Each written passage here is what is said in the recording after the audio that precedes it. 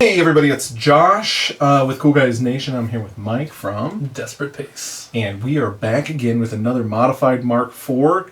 And this is only semi-modified because I am playing a Mark IV legitimate prime army, because this is the first battle report you're going to see with actual Orgoth in it. So, terrifying. Orgoth are going to take on Everblight. Now, all I have is Jax, because that's all that's out, so that's what I'm playing. Yep. So I'm a little on the back foot, but we're going to do it anyways, because it's pretty cool. And I got to react to his army with my... Spell Rack. Spell Rack! Oh, yeah. So, hope you enjoyed this game. We'll be back in just a second with the armies, and then we'll show you what the table is going to look like. And stay tuned. We got Callus 2 with the Scythian and 2 Rakes in the battle group. And then we just got 2 units of Chosen. There you That's go. it.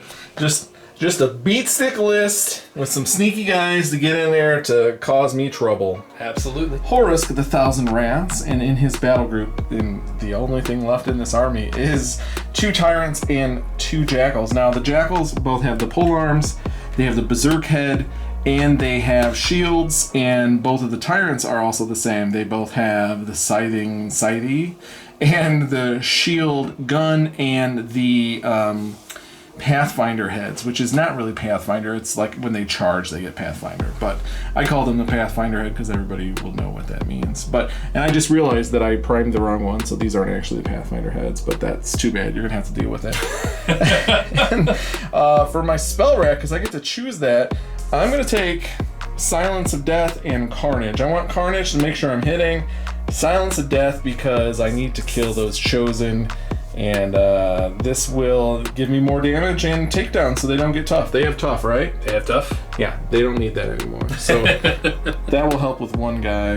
And that's what we're doing. So we'll be right back with the table setup. Now notice that army is not out yet. We're just setting this up. So we've got some graveyards over here. We've got some forest over here. We've got this building here. We've got, what is that, trench over there? Yep. We've got some rubble here. Some rocks, a little hill, and we've got a forest, and we've got a wall. And we are playing the scenario from the Mark IV rulebook called Split Decision. Split Decision. I feel like that's the name of every scenario we play. It's the 50.1 that they recommend. 50. Okay, so that's why we played it. Okay. So there's this flag, there's that flag, and there's this. Now, if I recall, the last time we played this game, you were also playing Everblight, and you were also playing Chosen. Yeah, but it was different. It was anime. It was very different, but now you have 2 of the people that made me really sad. So here we go. We'll be right back with the game. Okay, so this is one of those rare games, the only game so far, that I got to go first.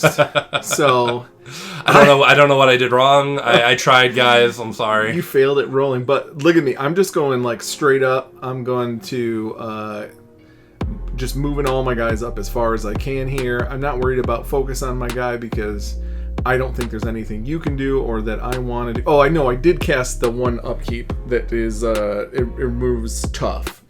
But everything else I didn't care. I'm just going to hold on and I'm going to move up because I'm always so shy. Mm-hmm. And that anti-tough upkeep was pretty important.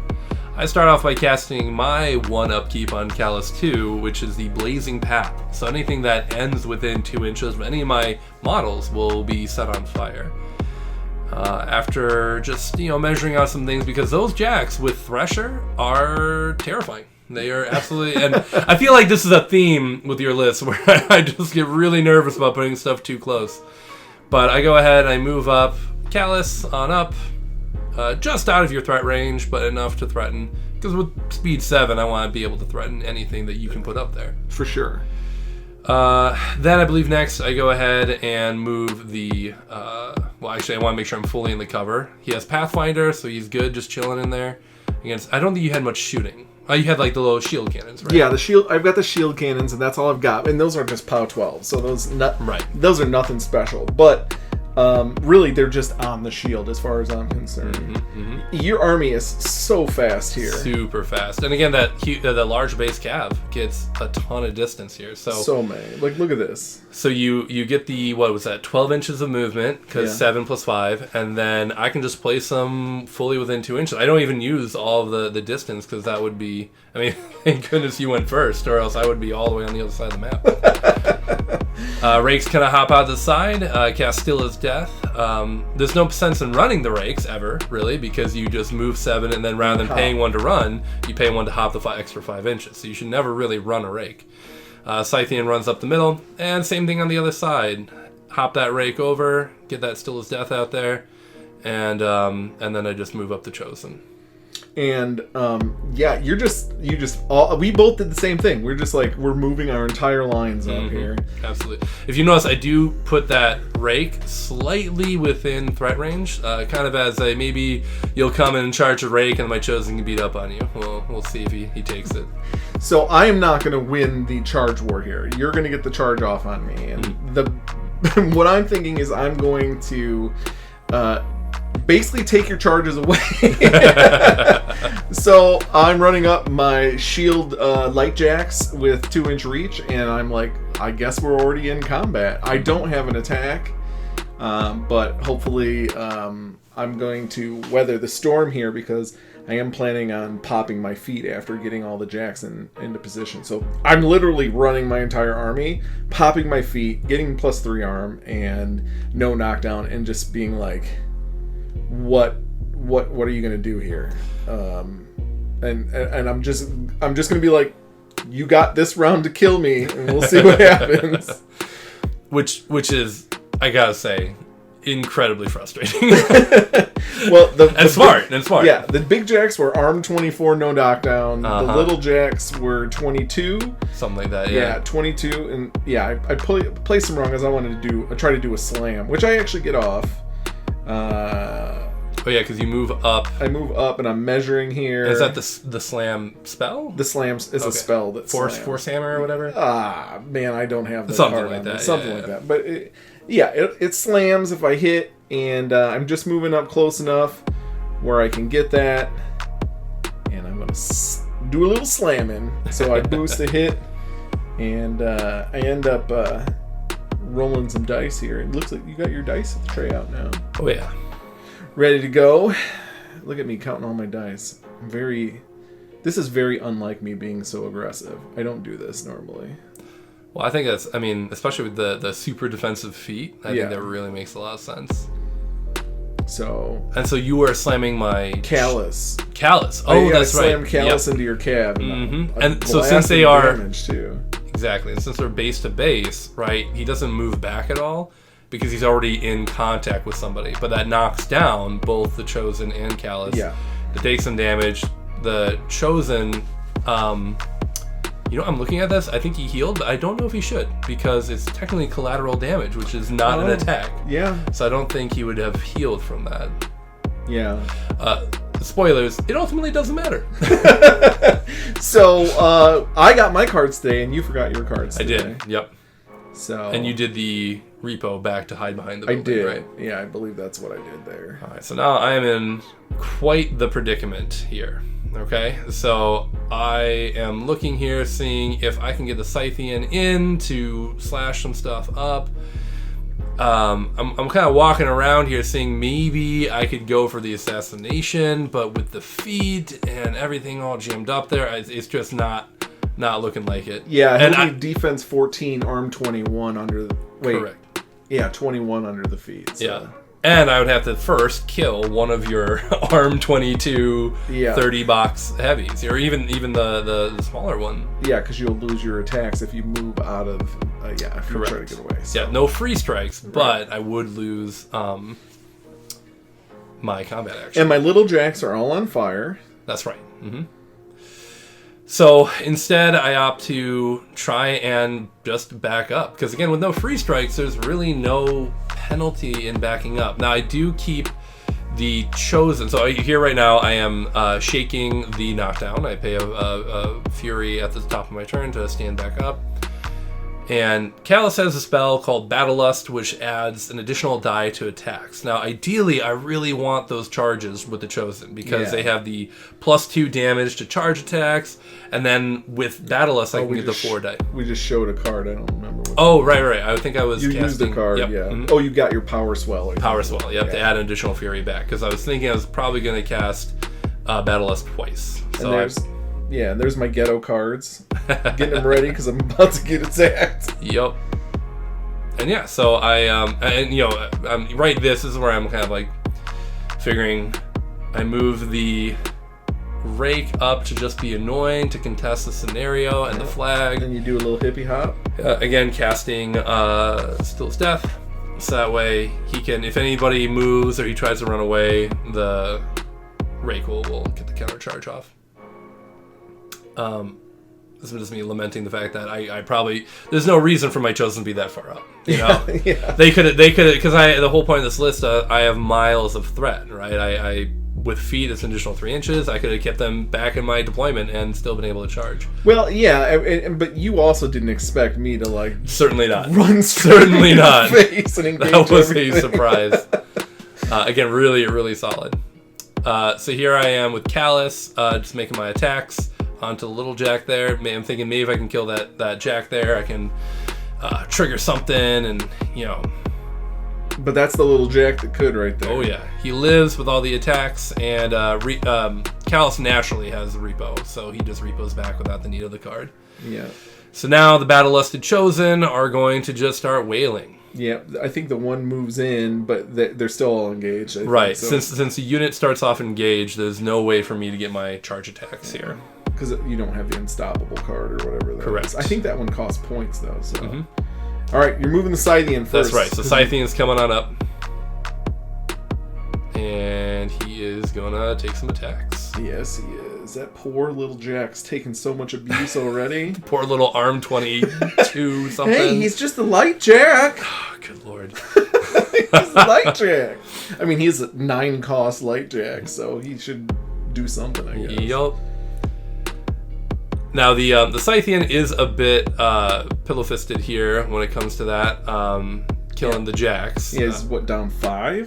Something like that, yeah. I think his claws are how 18? 17, I think. 17, you're right. Yeah. So, yeah, he's dice -5, and he's just swinging 2 dice at him, so. And, he's hitting pretty good, though, he's doing some work. He's doing some work. For sure. All right. So, as you can see, the box is starting to get marked, starting to fill up. There's about, half left on that check? Yeah. And now we go with the Chosen. Yeah. And that was... I cast the repo card. Yeah. Right, so that way the other Jack doesn't get the charge, and I just kind of move on up to engage him to hopefully keep him from just absolutely obliterating Callus. Yeah. So I got the 3 Chosen there. This is where we're discussing the charges. Yeah. So because the first 2 are engaged, if I were to charge with that third, I would have to sacrifice the combat actions of the other 2, because they would get placed when I finish my movement. And that placing, whether you move out of combat range or you're placed combat range, it still would lose that combat action. So they go ahead, they get that charge in, or the non-charge attacks. So these are non-charge attacks, and there's still 3 dice because of Battle Lust. Alright. So they do a good amount of damage, but unfortunately, I don't think they get it done here. They do not. He is very roughed up at the end. I think he's only got a couple of boxes left. Right. But he did survive a Scythian attack, Callus, caster, and 3 Chosen. Absolutely. Buff 3 chosen. Yep. So he did work. He did work. And so now they repo. Yeah. So we're just gonna repo them to protect Callus. Just get in the way. Yeah. On the other side, I kind of learned my lesson with the other one, and I'm not even. I mean, I make some attacks with the rake, but my thought is engage the Jacks with the rake, and the rake can be kind of a pain in the butt to remove. Right? He's def 15. He's only armed 16, so if you hit him, he's not going to do well, but he can at least soak up a few attacks, especially at def 15. Right. And so then I just run away with the Chosen, thinking that the I'm no longer engaged. The rake is going to tie them up. Again, probably looking back, Charlie should have moved them a little bit further back. But the plan is engage with the rake, move the chosen to safety. Yeah, and that was what I wanted to have happen. Everything on the board survived somehow by the grace of God. And now I'm talking about some of my ideas for the next round because everything's done. Everything's moved here. Yep. And I am going to be doing some tricksy stuff here. So we're talking about it. What I actually am planning on doing, we're looking up the headbutt rule, I think. That's right. Because this is my grand adventure here is that little jack can do a headbutt. That's right. Here we're rolling for fire. I'm rolling ones for everything. Oh, man. All the fire, all of it goes out. Why not, right? Because why not? All right, now I'm fixing that jack with my card. I get a 1. It was fine because it let him still do his movement. So that'll be good. I still have to get all my focus and put all that stuff out. But this is the turn that I'm going in hard. Oh yeah. This is the going in hard turn. Now, what does he have a buff spell? I know he has the. He's got Carnage, so he's gonna. Carnage, that's what it is. He's gonna move up. He's gonna cast his Carnage spell. He's also giving out a bunch of focus to everything because he needs the little jack to do a power attack. He needs the other jacks to do big Thresher attack. So that's what I'm planning on doing this turn. So we'll see if it works out here. I'm gonna be going with. Horsuch? I don't remember his name. Yeah, I don't know either. The only caster that's out. So I go with him, put out Carnage. Then the Little Jack moves to stay in combat with both of those guys, and he's doing a boosted headbutt onto the. And while Def 15 is pretty good, yes. Carnage just completely gets rid of that advantage there. And, so I'm still boosting because I need it to happen. Right, because you're at 6 on the little guys? 6 or 7, which goes to 8 or 9, but that's still needing a 6 to hit. So I'm boosting it, got the headbutt, he gets knocked down. Now I'm not engaged, and I'm not going to lose my combat action for passing. That completely frees the heavy up. You can't see it on the board. It's hiding behind that tower there, but the that heavy giant is now tower. Free to smash. Here's the damage roll. It's pointless, honestly. We had to look up to see how much damage it actually did because, there's no strength values and stuff now. Yeah, it wasn't just like a straight POW 12 or a POW something. It was like something about base size to base size or something. Which is nice because I feel like the power attack rules in Mark III were a little convoluted. Right. Oh god, what's happening here? Look at that perfect little triangle I made. Just made a nice little pocket with my chosen right there. Yeah, what's funny is Repo you could have spread them out. I go way further out. Whatever direction you want. Like one could have went one way, one goes the other. Absolutely. Yeah, I think there's no commander. I just need to get back in that habit. I'm so used to keeping them close. And so you're rolling toughs here. Which I don't know why I'm rolling toughs. No, that guy doesn't have that buff. He doesn't? Okay. No, I did not cycle that buff. Because I needed to do a Horsuch, whatever his name first. Because I needed Carnage. Right. And I needed to make sure that they were going to hit their stuff. But luckily enough... And these are coming in at POW... POW 17. POW... I thought it was a little bit more, right? Because it's that guy's POW 17, I think. Oh, that's right. That's right. So that's straight dice on this chosen, and you just absolutely wallop them. Yes. And the next one is POW 19, though. So I'm moving my little jack around just out of the way because I'm doing a Thresher again. So I just move up, Thresher. So this one is the one that's POW 19 ignores tough. Yep. So it's a dice plus 2, so 6 is kill, and why would you roll less than a 6? Right? Why would I? There's enough right there. Yeah. So you're like, I'm gonna roll tough. No, you're not gonna roll tough. I'm gonna no tough. Oh, actually, I think I might be hitting the Scythian first on this one. Oh no, that was a tough one. Yeah, that was... And there's the other one, and of course, why would you roll less than a 6? Yeah, there it is. And then I'm buying attacks on the Scythian, and I mollywomp the Scythian too because I'm doing dice plus something on him. He's only armor 18, I think. Right? Yeah, so I'm dice plus 1 on him. Buy a bunch of attacks. He's at 4, if I recall. He's at 4 hit points. And No, he's at 3 because you had to heal one. Oh, that's right. Yeah, fix that's right. him. He's at 3 hit points. Yep. Look at that. If I would have done, and I whiffed on the 1 damage roll. If that's you right. recall. I remember that. Yeah. And little did we know. Okay. So yeah. Now is it over to me now? We're going over to you.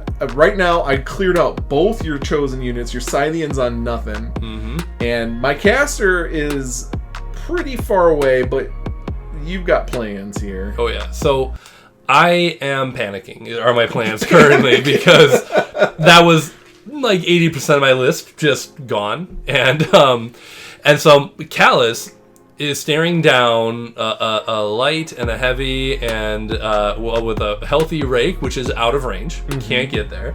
A Scythian on 3 boxes. And then a rake that's completely behind a house and fully engaged with some other monsters. And knocked down. Right. So Callus is not in his happy place right now. But I believe you're going to go with this rake first before anything happens. Right. Oh, I guess he was in range. Okay. Yeah, so he was in range. That's right. Because he has a hop. I keep forgetting that. So you boosted to hit, and you were going to put me on fire. That's right.